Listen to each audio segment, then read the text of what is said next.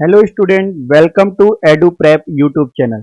Student, इस channel पे हम आपके लिए एग्जाम रिलेटेड वीडियो लेकर आते हैं। तो अगर आपने हमारी यूट्यूब चैनल को सब्सक्राइब नहीं किया है तो जल्दी से सब्सक्राइब कर लें और बेल आइकन को प्रेस कर दें ताकि आपको हमारे वीडियो के अपडेट मिल सके। पहले स्टूडेंट, आपने जैसे थंबनेल में देखा है कि आज हम मेमोरी बेस्ड पेपर डिस्कस करने वाले हैं IBPS PO प्री के। तो IBPS PO प्री में मेमोरी रीजनिंग एबिलिटी में last year number of 30 question होते हैं। टाइम आपके पास 20 मिनट्स के होते हैं। ये आपको पता है। पेपर मॉडरेट आता है, हमेशा फ्री का पेपर इजी टू मॉडरेट आता है। अब उसमें आपको देखिए कैसे क्वेश्चन थे। Last year coding decoding 5 question, sitting arrangement and puzzle ये हमेशा फिक्स रहता है 90 टू 20 क्वेश्चन। उसके बाद इसमें आपके लीनियर पजल थे, स्टूडेंट बेस्ड पजल थे, ईयर पर्सन पजल थे, स्क्वायर सिटिंग अरेंजमेंट थे। सिलॉक्स के 4 क्वेश्चन थे, इनइक्वालिटी के 4 क्वेश्चन थे, वर्ड बेस्ड प्रॉब्लम के 2 क्वेश्चन थे और नंबर बेस्ड प्रॉब्लम के 1 क्वेश्चन थे। अब इसमें आप ध्यान रखना है आपको कि चेंज होते हैं, हर शिफ्ट में अलग अलग पेपर आते हैं। जैसे मिनिमम आपके 12 या 16 शिफ्ट में पेपर होते हैं, तो हर शिफ्ट में अलग अलग होते हैं। अलग क्या होते हैं, जैसे इसमें 2 टॉपिक आपके रह गए, एक ब्लड रिलेशन और एक आपका टॉपिक रह गया डायरेक्शन और एक आपका टॉपिक रह गया ऑर्डर एंड रैंकिंग। इनके भी क्वेश्चन आ जाते हैं। अब उसमें आने के लिए क्या चेंजेस करते हैं, कभी कभी आपके कोडिंग डिकोडिंग किसी के पेपर में नहीं आया, वहां पे डायरेक्शन और ब्लड रिलेशन से 2 या 3 क्वेश्चन आ गए, ये चेंज आ जाते हैं। कभी कभी आपके किसी के पेपर में सिलॉक्स नहीं आया, उसमें डायरेक्शन ऑर्डर एंड रैंकिंग पे आ गया। तो हमने आज इसको 2 पार्ट में डिवाइड किया है। आपके साथ डिस्कस करेंगे 16 एंड 17 क्वेश्चन के अराउंड या 18 क्वेश्चन। तो हमने आज 2 पार्ट में इसको डिवाइड किया है। फर्स्ट पार्ट में आपको स्क्वायर सिटिंग अरेंजमेंट के 5 क्वेश्चन आज डिस्कस करेंगे 8% के, इनइक्वालिटी के 4 क्वेश्चन, सिलॉक्स के 4 क्वेश्चन डिस्कस करेंगे और वर्ड बेस्ड प्रॉब्लम के 2 क्वेश्चन और नंबर बेस्ड। क्योंकि अगर एक साथ हम सारे प्रॉब्लम डिस्कस करते तो आपको वीडियो लंबी हो जाता है, तो इसलिए हमने आपको इसको 2 पार्ट में डिवाइड करके डिस्कस किया है। पढ़ते हैं आज आपके फर्स्ट क्वेश्चन में। पहला हमने इनइक्वालिटी के क्वेश्चन रखे हैं। इनइक्वालिटी के क्वेश्चन बड़े इजी आते हैं, एकदम सिंपल, एक लीनियर इक्वेशन में इनइक्वालिटी के क्वेश्चन आते हैं जिसे आप देखते ही सॉल्व कर सकते हो। जैसे स्टेटमेंट दे रखा है, स्टेटमेंट को आपको पढ़ने की जरूरत नहीं है, हमेशा पढ़ना किसको होता है, कंक्लूजन। कंक्लूजन में फर्स्ट कंक्लूजन दे रखा है ई और डी के बीच में, तो बस आपको देखना है ई और डी के बीच में कैसे जाएंगे। ई और डी के बीच में हम सी के थ्रू चले जाएंगे, E less than equal to C और C less than equal to D. तो यहाँ से क्या आ जाएगा, E less than equal to D और यहाँ पे क्या है, ग्रेटर देन। तो ये आपका गलत हो गया, ज्यादा कुछ सोचना नहीं। देखो, आप E less than equal to C और C less than equal to D, तो यहाँ पे आपका क्या आएगा, E less than equal to D और यहाँ पे लिखा है E greater than equal to D, तो ये आपका क्या हो गया, रॉन्ग। दूसरा एफ और ए के बीच में, तो एफ और ए के बीच में कैसे चले जाएंगे, सी के थ्रू चले जाएंगे। तो A less than equal to B और B less than equal to C, C less than equal to F. तो यहाँ पे ए और एफ के बीच में क्या आ जाएगा, A greater than F. Order change तो साइन चेंज, यही लिखा हुआ है, तो ये आपका राइट है। ज्यादा आपको देखो, ये हम आपको समझाने के लिए नोट कर रहे हैं, लेकिन आपको नोट करने की भी जरूरत नहीं है, डायरेक्ट आपका आंसर दे सकते हैं। सेकंड स्टेटमेंट में कंक्लूजन दे रखा है सेकंड क्वेश्चन में। आप देखिए ओ और एस के बीच में, तो आप डायरेक्ट देखिए ओ और एस के बीच में जा रहे हैं, less than equal to, less than equal to और लेस देन इक्वल टू, मतलब ये आपका क्या हो गया, राइट। सेकंड है एम और आर के बीच में, एम और आर के बीच में जा रहे हैं, तो यहाँ पे क्या आ जाएगा, M less than equal to, less than equal to और लेस देन। हमेशा आपको कौन सा साइन देखना है, लेस देन, तो आ जाएगा एम लेस देन आर, ये भी राइट। तो बोथ आर आपके क्या हो जाएंगे, राइट। इसी तरह थर्ड क्वेश्चन में बढ़ते हैं। थर्ड क्वेश्चन में पहला क्या दिया है, conclusion, Q greater than equal to E. Q greater than equal to E में तो आप देख लें क्यू और ई के बीच में किसके थ्रू जाएंगे, आर के। तो यहाँ पे Q greater than equal to R और R greater than equal to E, तो ये क्या हो गया आपका, राइट। पी और एस के बीच में साफ साफ दिख रहा है, less greater than equal to और इक्वल टू, तो क्या आ जाएगा, ग्रेटर देन। तो बोथ आर आपके क्या हो जाएंगे, राइट। फोर्थ क्वेश्चन में हम देख रहे हैं, तो फोर्थ क्वेश्चन में डी और एच के बीच में, तो डी और एच के बीच में आपको क्या दिया हुआ है, डी और एच। ये आप देखिए डी और एच के बीच में कैसे आ जाएगा, डी और एच के बीच में साफ साफ दिख रहा है, गेट बंद है, इधर से इधर गए, तो ये आपका कैंसिल हो गया।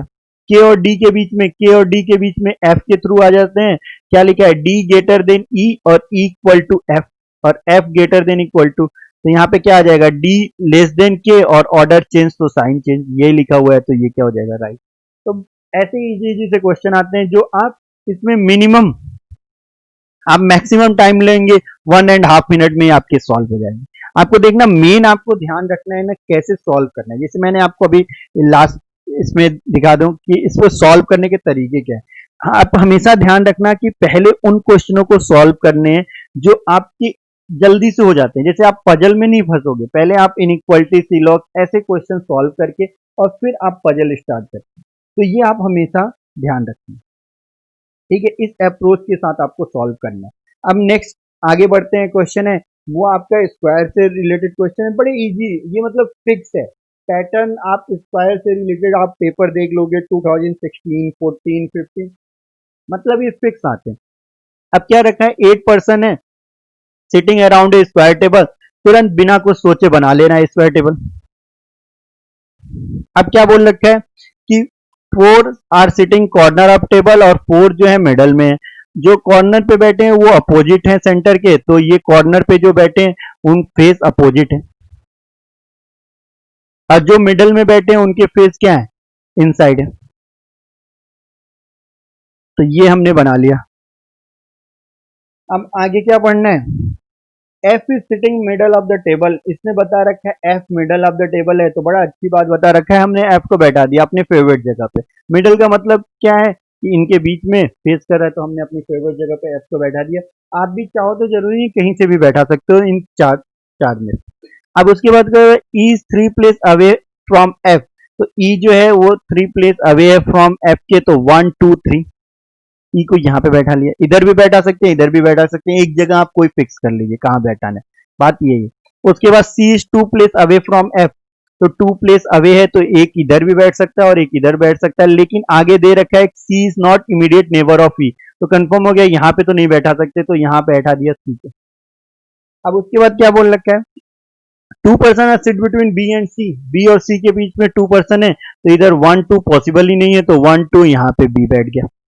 आगे क्या है, A is not immediate neighbour of B and C, तो ए यहाँ पे भी नहीं, ए यहाँ भी नहीं, यहाँ नहीं, तो ए को यहाँ बैठा दिया। 2 person are sit between A and D, A और डी के बीच में 2 पर्सन बैठे हैं, तो इधर पॉसिबल नहीं है, तो इधर डी बैठ गया। A sit second to the left of H, तो एच को यहाँ बैठाएंगे तो उसके सेकेंड लेफ्ट में ए बैठा है, उसके अलावा पॉसिबल नहीं, तो क्योंकि एच यहाँ पे बैठ नहीं सकता। बाकी आपका बचा क्या जी, क्वेश्चन बन गया। इसमें आपको ज्यादा सोचना ही नहीं, इससे रिलेटेड आपके 5 क्वेश्चन है तुरंत, अब जब क्वेश्चन बन गया तो इसको सॉल्व करने में आपको ज्यादा टाइम नहीं लगेंगे। अब देखिए फर्स्ट क्वेश्चन क्या दिया हुआ है, who is sitting second to the right of person who is diagonally opposite to F. अब इसको आप देखिए हमने उस पेज पे बनाया, आप ध्यान रख रहे, who is sitting second to the right of the person who is diagonally opposite to the person who is immediate left of C. तो अब देख लेते हैं सी के इमीडिएट लेफ्ट, पहले हमको कैसे पढ़ना है, इसको लास्ट से पढ़ना है, सी के इमीडिएट लेफ्ट में कौन है, तो सी के इमीडिएट लेफ्ट में कौन है, डी, डी के डायगोनल में कौन है, ई, और ई के सेकेंड राइट में कौन है आपका, जी, तो इसका आंसर आ जाएगा क्या आपका, ऑप्शन नंबर 4 जी। इसको पढ़ने का तरीका क्या है, सी के इमीडिएट लेफ्ट में, तो आप देख लीजिए सी के इमीडिएट लेफ्ट में कौन है आपका, डी है, और डी के डायगोनल में कौन है, ई, और ई के सेकेंड राइट में कौन है, जी है, तो ये आपका आ गया ऑप्शन नंबर। अब आगे बढ़े, 6 नंबर क्या है, the number of people sitting between E and C when counted from the right of E is equal to the number of people between G and क्या होगा when counted from left from the G. तो अब इसमें हम देख रहे हैं question में दिया हुआ है ई एंड सी के बीच में है और काउंट कहां से करना है, ई से करना है, तो ई और सी के बीच में कौन है, 1 और 2 है, ठीक है। उसी तरह से हमें क्वेश्चन में आगे क्या बोल रहा है, क्वेश्चन में आगे बोल रहा है कि हमें काउंट करना है किसके बीच में, जी एंड क्या होगा अगर काउंट लेफ्ट से जी के कर रहे हैं, तो आप देखिए लेफ्ट से जी के काउंट करेंगे तो क्या आएगा आपका 1 2 कौन आएगा, एफ आएगा, सॉरी जी से लेफ्ट, ये तो राइट हो जाएगा, लेफ्ट 1 2 तो क्या आएगा आपका एच आएगा। तो ऑप्शन नंबर आप देख लीजिए कौन सा है यहाँ पे, तो ऑप्शन नंबर देखने पे एच क्या है, थर्ड है।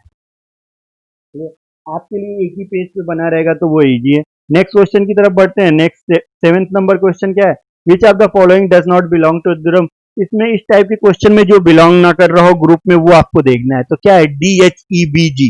DHEBG का मतलब देख लीजिए आप, डी जो है आउटसाइड देख रहा है, एच इनसाइड देख रहा है, और आपका क्या है जी था वो भी आउटसाइड देख रहा है। तो मतलब क्लियर हो गया, एच इसमें क्या है आपका इनसाइड जो देख रहा है वही इसका राइट आंसर हो जाएगा। बाकी आपके सारे कहाँ देख रहे हैं, आउटसाइड देख रहे हैं, एच जो है इनसाइड देख रहा है। नेक्स्ट है who is sitting third to the right of F. F के थर्ड राइट में कौन है, तो जल्दी से इसको देख लेते हैं। एफ के थर्ड राइट में कौन है, तो एफ के थर्ड राइट में 1 2 3 थर्ड राइट में कौन है, जी है। तो ऑप्शन नंबर इसका जो हो वो आप इस पर टिक कर देंगे जी पे। तो ऑप्शन नंबर थर्ड ये राइट है। Next next how many person are sit between D and F if counted from the right side of D. तो डी और एफ के बीच में कितने लोग हैं और डी के राइट साइड में काउंट करना है। तो जल्दी से देख लेते हैं यहाँ पे कौन है, डी के राइट साइड में ये और डी और एफ के बीच में कोई भी नहीं है। तो ऑप्शन आपका क्या हो जाएगा, नन आ जाएगा। तो ये आपका राइट आंसर हो जाएगा इसमें नाइन्थ का। तो बहुत इजी से क्वेश्चन है, देखिए इसको बनाने में आपको ज्यादा टाइम नहीं लगेगा। तो ये आप समझ लो कि सिटिंग अरेंजमेंट में स्क्वायर के अगर क्वेश्चन आ जाए तो आपको सबसे पहले कर, इसको बनाने में आपको जल्दी टाइम नहीं लगता है, तुरंत बन जाता है।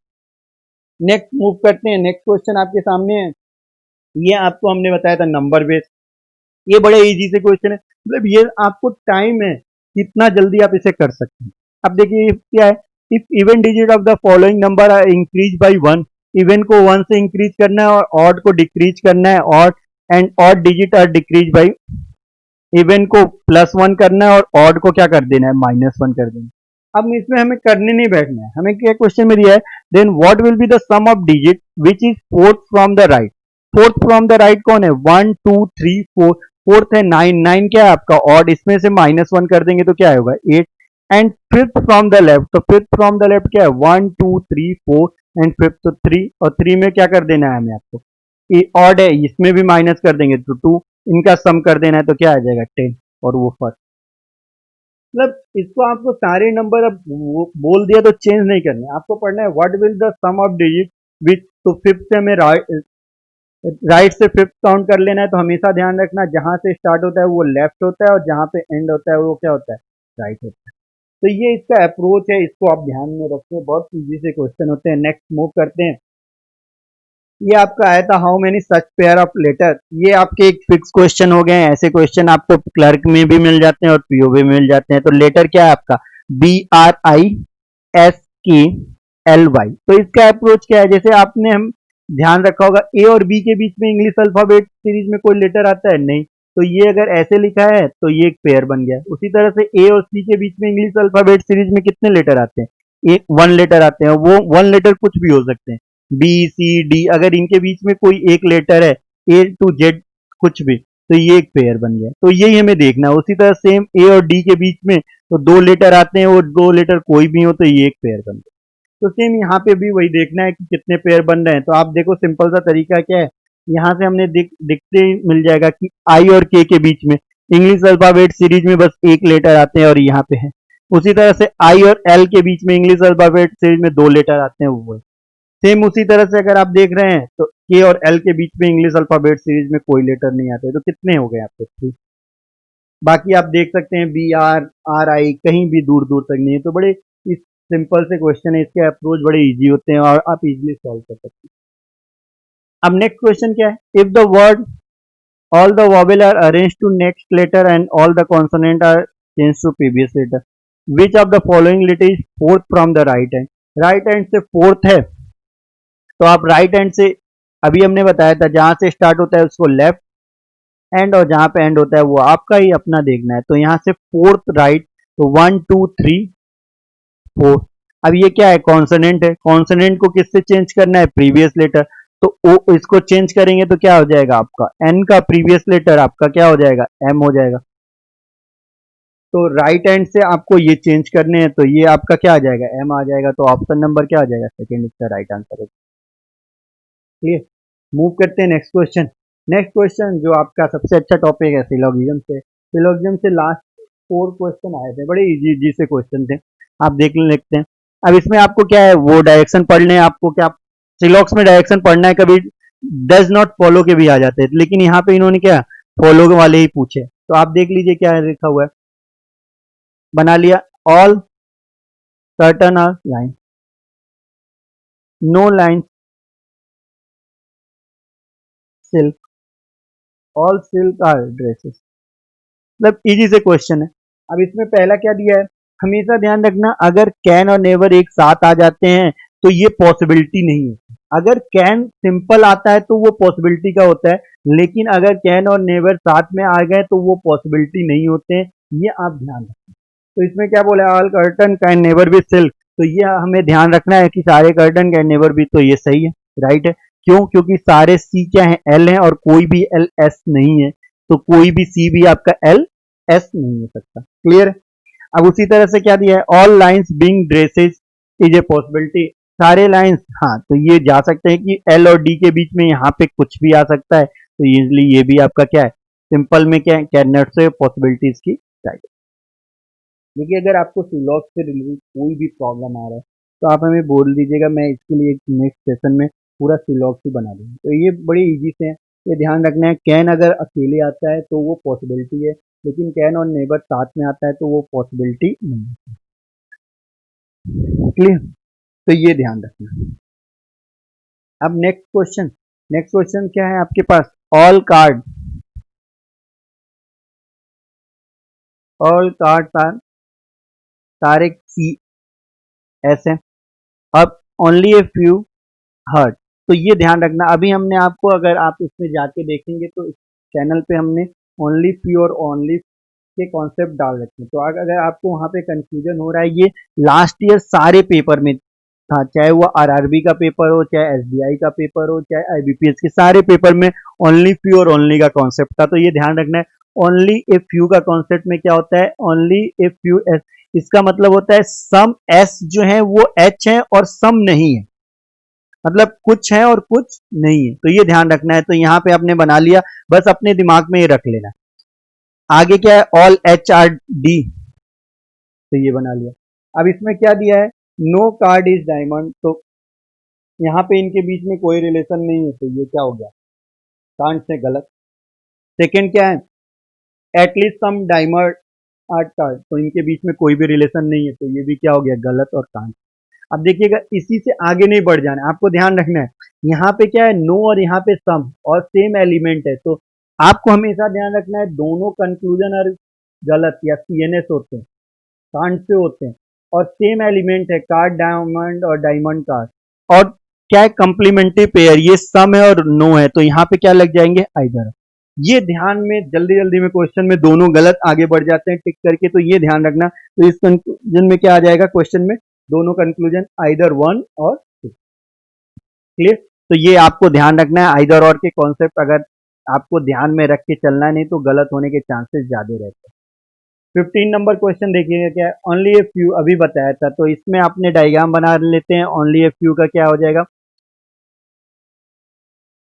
सम ए डी, और सम ए डी नहीं है, आगे नो डी इज एच, बना लिया no D H, only a few, तो सम एच एफ और ये, only a few holiday are festival का मतलब क्या हो गया, सम एच आर एफ और सम नहीं। आगे क्या दिया है, all arrival being holiday is a possibility, और arrival being holiday is a possibility, तो आपका यहाँ पे है और हॉलीडे आपका यहाँ पे है, तो सारा पॉसिबल नहीं हो सकता, क्योंकि यहाँ पे तो वैसे ही डायरेक्ट दे रखा है, सम है और सम नहीं है, तो ये कैंसिल हो जाएगा, क्योंकि पूरे तो नहीं जा सकते, कुछ तो जो डी के साथ है वो नहीं जाएंगे, तो ये सिंपल में गलत, और पॉसिबिलिटी भी इसका क्या हो जाएगा, गलत, तो ये आंसर आपका क्या हो जाएगा, गलत। नो फेस्टिवल इज डे, तो नो एफ डी, इसके बीच में भी कोई रिलेशन नहीं दिया हुआ है, तो ये भी क्या हो जाएंगे, गलत। तो बोथ आर आपके wrong। इसमें आइदर और नहीं लगेगा, क्योंकि ऊपर आपका क्या है, पॉसिबिलिटी है। नेक्स्ट क्वेश्चन की तरफ चलते हैं। तो नेक्स्ट क्वेश्चन आपका क्या है, और लास्ट क्वेश्चन भी होगा शायद ये, नो टीचर इज स्टूडेंट, तो बना लिया no teacher is student, all student are children, सारे स्टूडेंट जो हैं वो क्या है, चिल्ड्रन है, only a few children are professor, तो सम चिल्ड्रन जो है प्रोफेसर है और सम नहीं है, ये ध्यान रखने ना, ओनली फ्यू का। तो क्या बोला है, all professor being student is a possibility, सारे प्रोफेसर जो हैं वो स्टूडेंट है, इसकी पॉसिबिलिटी, तो ये आप देख लीजिए कोई भी रिलेशन नहीं है इनके बीच में, तो इनके बीच में जब कोई रिलेशन नहीं है तो हो भी सकते हैं और नहीं भी हो सकते हैं, तो सिंपल में क्या है, कैन नॉट से, तो इसकी पॉसिबिलिटी क्या हो जाएगी, राइट हो जाएगी, क्योंकि इसमें स्टूडेंट जो हैं वो सारे चिल्ड्रन, और सम चिल्ड्रन प्रोफेसर हैं, सम नहीं है, तो ये यहाँ पे आपका आ भी सकता है और नहीं भी आ सकता है। क्लियर। अब आगे क्या दिया है, some teacher are definitely not children, some teacher जो हैं वो डेफिनेटली नॉट चिल्ड्रन है, तो इनके बीच में कोई भी ऐसा रिलेशन नहीं है, और ये आपके क्या हो जाएंगे। तो वेल स्टूडेंट, ये आपको ध्यान रखना है, इसमें ऐसा कुछ भी नहीं है कि जो आपको दिक्कत करे, बहुत इजी, प्रीलिम्स आपका बड़ा इजी आता है, वो चाहे रीजनिंग सेक्शन हो, चाहे इंग्लिश हो, चाहे वो, हाँ स्कोरिंग करना रहता है, तो इसमें आपको टाइम को कैसे मैनेज करना रहता है वो देखेंगे नेक्स्ट सेशन में हम लोग, और इसके जो रिलेटेड क्वेश्चन है उसमें आपसे मिलेंगे। Thank you. ऐसे पढ़ाई करते रहिए, और कोई भी डाउट्स हो तो आप कमेंट सेक्शन में हम पूछ सकते हैं।